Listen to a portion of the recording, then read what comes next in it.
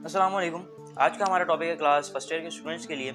और अब हम जो है बेसिक बिल्कुल स्टार्ट से जो है अकाउंटिंग को लेके चलेंगे। पेपर के हवाले से कुछ इंपॉर्टेंट टॉपिक्स जो है वो हमने पहले ही यूट्यूब के चैनल पे हमारे डाल दिए थे, ताकि जो स्टूडेंट्स हैं बिल्कुल एंड ऑफ द टाइम पे हैं, कुछ टॉपिक नहीं आ रहे होते समझ, तो वो वहाँ से उसको गाइडेंस ले सकें। अब जो है हम इसको बिल्कुल स्टार्ट से लेते हुए चलेंगे, ताकि जो है आपको किसी भी किस्म की कोई प्रॉब्लम क्रिएट ना हो। छोटी छोटी वीडियो में बनाएंगे ताकि जो है जो स्टूडेंट को जो सी इंफॉर्मेशन ज़्यादा इंपॉर्टेंट लगती है तो वो वहाँ से उसको कलेक्ट करके बआसानी काम कर सके। ठीक है जी। आज का जो हम सबसे पहले पढ़ने जा रहे हैं वो अकाउंटिंग की डेफिनेशन के बारे में पढ़ने जा रहे हैं कि अकाउंटिंग की जो डेफिनेशन है वो क्या है। तो सबसे पहले जो सवाल जहन में क्रिएट होता है वो है what is accounting. Accounting actually होती क्या है, अकाउंटिंग हम करते क्यों। अकाउंटिंग करने की जो बेसिक वजह है वो हमारे जहन में जो बनती है वो ये बनती है कि हिसाब किताब।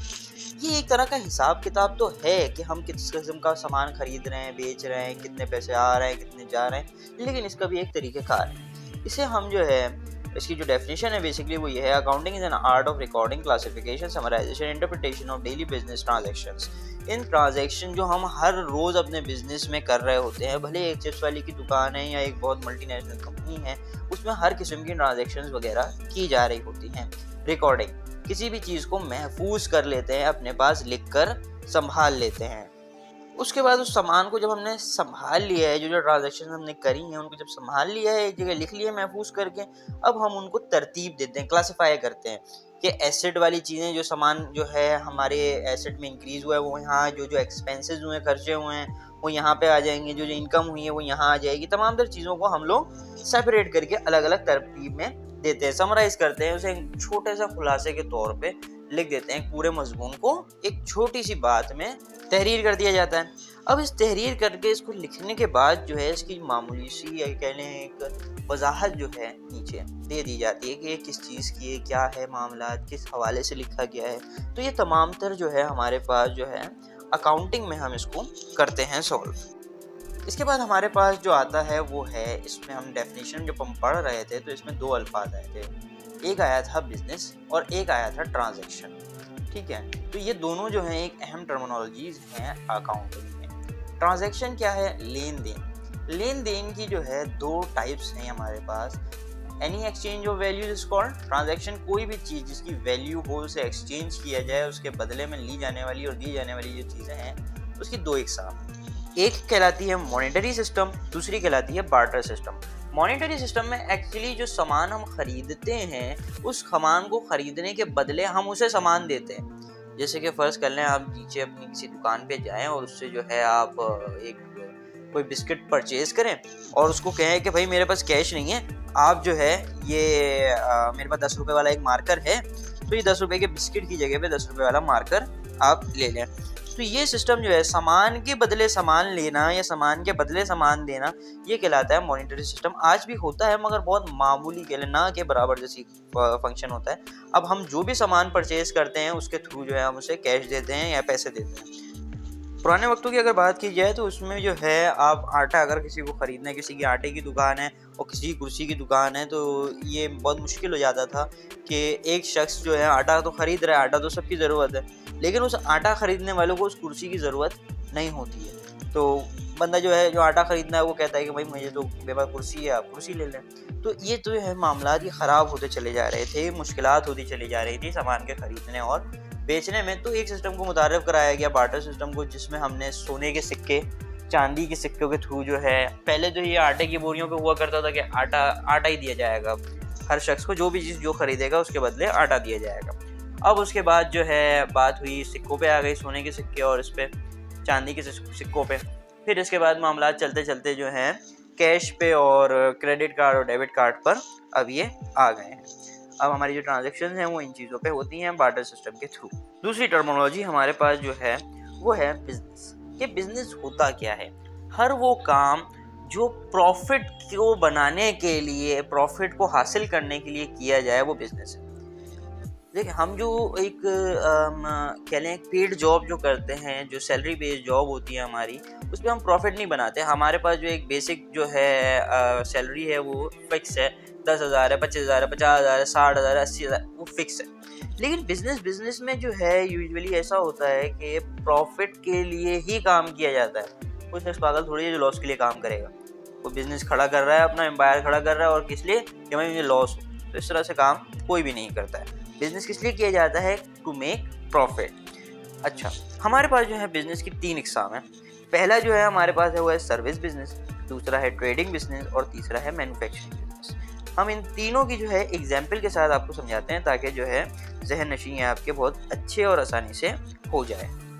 बिजनेस एक्चुअली जो है एक ऑर्गेनाइजेशन है, और ऑर्गेनाइजेशन जो है एक्चुअली 2 किस्म की होती है। एक नॉन प्रॉफिट ऑर्गेनाइजेशन होती है जिसमें प्रॉफिट नहीं कमाया जाता। मैं बिजनेस की बात नहीं कर रहा, बिजनेस जो है स्टार्ट ही इसलिए किया जाता है कि वो प्रॉफिट कमा सके। मैं ऑर्गेनाइजेशन की बात कर रहा हूँ। ऑर्गेनाइजेशन जो है एक्चुअली 2 किस्म की होती हैं, पहली नॉन प्रॉफिट ऑर्गेनाइजेशन और दूसरी प्रॉफिट ओरिएंटेड या profit making organization. Non profit making organization में आपके पास जो एग्जांपल्स हैं वो है वेलफेयर ट्रस्ट वगैरह हो गए, जैसे कि बहुत मशहूर हैं ईदी सेंटर के हो गए, और सैलानी हो गया, EJDC हो गए। ये तमाम तर वेलफेयर सेंटर्स जो हैं ये नॉन प्रॉफिट ओरिएंटेड है। ऑर्गेनाइजेशन एक्चुअली वो इदारा होती है जहाँ पर ग्रुप ऑफ पीपल जो हैं किसी एक मकसद पे काम कर रहे हैं। वो भले जो है प्रॉफिट मेकिंग हो, वो भी एक मकसद है, भले वो जो है लोगों की खिदमत हो। इसके अलावा चैरिटेबल ऑर्गेनाइजेशंस भी हैं। इसके अलावा मिशनरी स्कूल एक्चुअली वो स्कूल होते हैं जहाँ पे बगैर किसी फीस के, बगैर किसी पैसों के जो है बच्चों को पढ़ाया जा रहा हो। इसी तरह से जो है गवर्नमेंट हॉस्पिटल हो गए, और वो फलाई हॉस्पिटल जो बगैर पैसे लिए या कम पैसे लिए जो है लोगों की मदद कर रहे होते हैं। तो वो नॉन प्रॉफिट मेकिंग ऑर्गेनाइजेशन जो हैं वो कहलाते हैं। अब बात आती है प्रॉफिट ओरिएंटेड ऑर्गेनाइजेशन की, जिसमें हम बिजनेस की बात कर रहे थे। जो बिजनेस की एक्चुअली 3 टाइप्स हैं वो है कौन सी?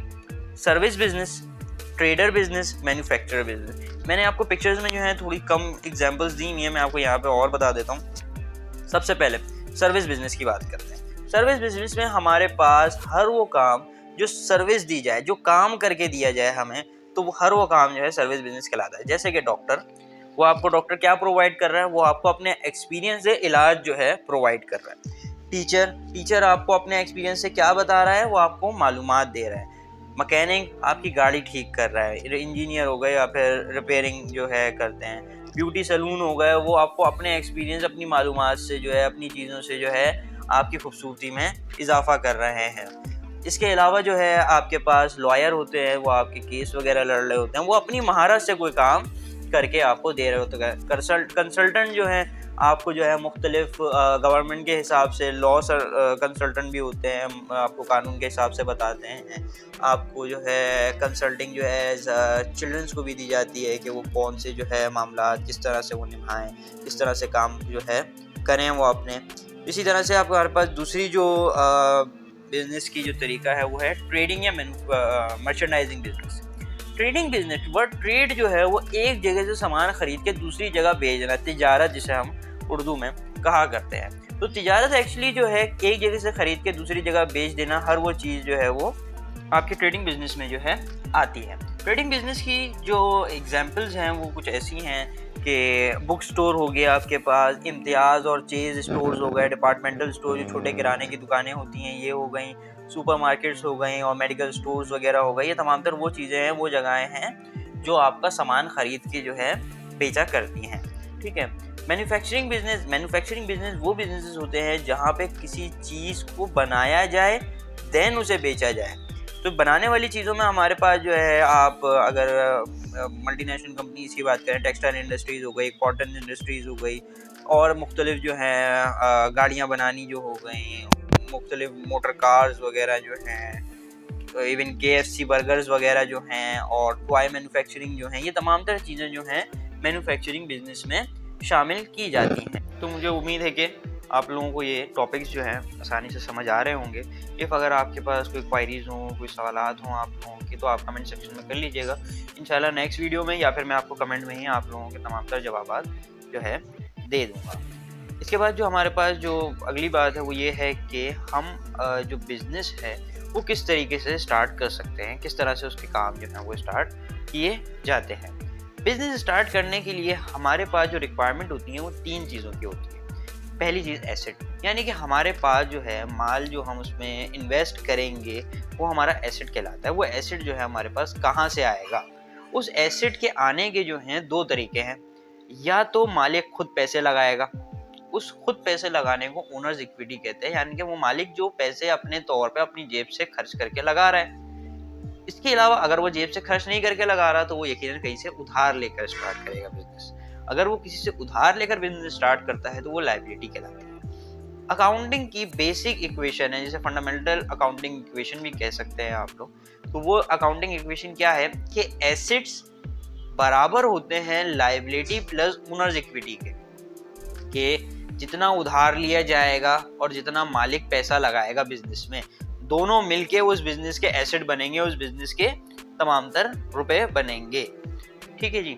अच्छा, इसके बाद मैं आपको एग्जांपल देता चलता हूँ कि जिसमें आपको जो है आसानी से समझ आ जाएगी। देखें, इफ़ अगर आपका बिजनेस जो है, मैं एक छोटी सी मिसाल देता हूँ, हमने जो है एक वो लगाना है, क्या नाम है, बर्गर की शॉप लगानी है। तो जो है उसमें हमें जो है जो सामान चाहिए उसकी जो कुल कीमत है बिजनेस में वो है 50,000 रुपये।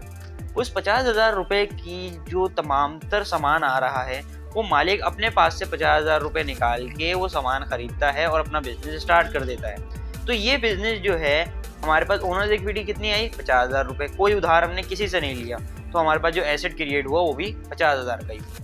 सेकेंड एग्जाम्पल में क्या कह रहा है आपसे कि 50,000 रुपये का एसेट तो आया है, लेकिन ओनर ने जो इन्वेस्ट करे हैं वो सिर्फ 40,000 करे हैं। अब बाकी पैसे कहाँ से आए?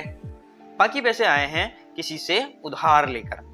अब वो जो उधार है वो लायबिलिटी कहलाती है। ऊपर इक्वेशन में हमारे पास क्या है? एसेट बराबर होगा लायबिलिटी प्लस ओनर्स इक्विटी के, यानी जो ओनर ने कैपिटल इन्वेस्ट करा अपने बिजनेस में वो था 40,000 का और जो लायबिलिटी ली वो थी 10,000 की। तो दोनों मिलकर टोटल 50,000 रुपये हमारे पास बन गए। तो इससे हमारा जो है बिजनेस स्टार्ट हो गया और वो अब रन होना स्टार्ट हो गया। इस इक्वेशन के थ्रू हमने जो है अपनी बिजनेस को स्टार्ट तो कर लिया है। अब इस स्टार्ट करने के बाद जो उसकी डेली ट्रांजैक्शंस हैं उसको रिकॉर्ड किस तरीके से किया जाएगा वो हम इंशाल्लाह अपनी नेक्स्ट वीडियो में जो है बिल्कुल देखेंगे और जो है इसके बारे में पढ़ेंगे। इसके बाद जो है बात यह है कि अगर आप लोगों के जहन में कोई सवाल हो, कोई क्वेरीज हो, तो नीचे दिए गए जीमेल पे भी आप पूछ सकते हैं और इसके अलावा जो है व्हाट्सएप नंबर जो दिया हुआ है इस पर भी मालूमात ली जा सकती हैं। अस्सलाम वालेकुम।